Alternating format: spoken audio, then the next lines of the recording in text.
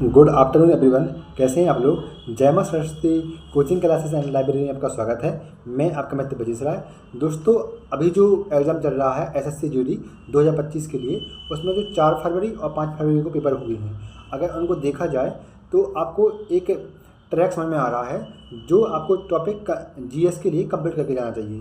जैसे अगर सबसे पहले बात करें तो जनसंख्या की बात करें, मतलब जनसंख्या से क्वेश्चन हमेशा हर एग्जाम में आता है, तो इस एग्जाम में भी आ रहा है। और इसमें से मतलब लिंग अनुपात से संबंधित या फिर कोई एक प्रॉपर्ली डेटा पूछ रहा है कि मतलब कि इस राज्य की जनसंख्या कितनी है, इस प्रकार से क्वेश्चन आ रहा है।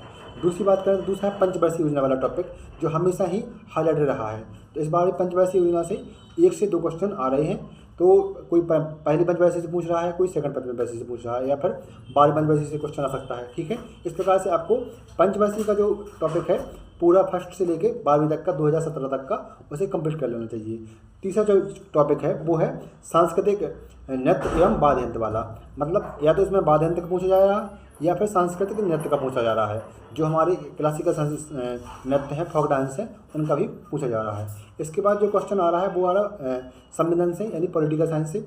इसकी अगर बात करें तो इसमें से अभी जो 5 फरवरी वाला पेपर होगा और 4 फरवरी को पेपर होगा, उसमें मौलिक अधिकार से और क्वेश्चन पूछा गया है। तो आपको जो संशोधन, कभी ना कभी संशोधन पूछे जाएंगे, तो आप संशोधन को तैयार कर लीजिए, मौलिक अधिकार को तैयार कर लीजिए, और जो इम्पोर्टेंट अनुच्छेद हैं उनको भी तैयार कर लीजिए। इसके बाद है राज्य के प्रमुख नृत्य से एक क्वेश्चन आ रहा है, यानी कि जैसे कर्नाटक का नृत्य कौन सा है, तो आपको जो लिस्ट है लूसेंट में दी गई है पीछे, उसमें से जो राज्य के प्रमुख नृत्य दिए गए हैं उनको भी तैयार कर लेना चाहिए। नेक्स्ट क्वेश्चन आ रहा है वो आ रहा है समसामयिक घटना से, यानी कि आपको 2024 का जो करंट अफेयर्स है या फिर 2023 का, उन दोनों मिक्स करके पूछे क्वेश्चन जा रहे हैं। इसके बाद जो क्वेश्चन आ रहा है वो है हिस्ट्री में। अगर हिस्ट्री की बात करें तो अभी तक जो क्वेश्चन का ट्रेड बना हुआ है वो बना हुआ है किसका, प्राचीन इतिहास का।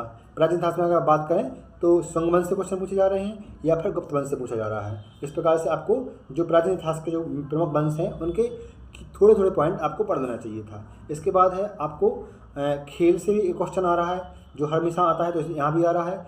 हाँ, लेकिन 5 फरवरी की अगर बात करें तो यहाँ पर विज्ञान से, मतलब विज्ञान में यानी फिजिक्स केमिस्ट्री बायो से कोई क्वेश्चन नहीं आया है, लेकिन 4 फरवरी में एक क्वेश्चन आया था, पीरियोडिक टेबल से क्वेश्चन आया था। तो इस प्रकार से आपका जो पूरा एनालिसिस है 20 क्वेश्चन का, तो आपको इन 20 क्वेश्चन पर जो 15 टॉपिक बताए हैं मैंने, जैसे जनसंख्या, पंचवर्षीय योजना, संविधान, इसके बाद समसामयिक घटना, राज्य के प्रमुख नृत्य, इसके बाद खेल, इन सब टॉपिक को अच्छे से पढ़ के जाना चाहिए।